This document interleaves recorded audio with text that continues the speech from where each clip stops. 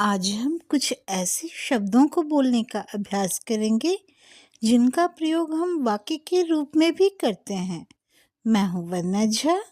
मैथिली पाठशाला में आप सभी का स्वागत है।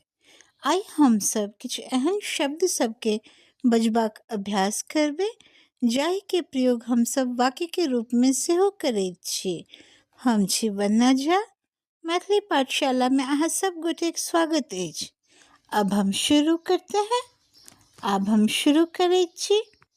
बस अभी, बस एखने, अब तक, एखन तक, अभी नहीं, एखन नहीं, यहाँ नहीं, एतो नहीं, वहाँ नहीं, ओतो नहीं, यहाँ पर, एहिठाम, वहाँ पर, ओहिठाम, इतनी जल्दी, एतेक जल्दी, काफी बड़ा, बहुत पैघ, इतना छोटा, एतेक छोट, वही तो, वह तो, कभी नहीं, कखनो नहीं, थोड़ा भी, कनिको, ऐसा ही, एहने, वैसा ही, ओहने, वैसे ही,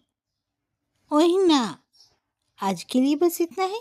फिर अगले अध्याय में, आय के लिए बस इतने, फिर अगला अध्याय में। धन्यवाद, प्रणाम।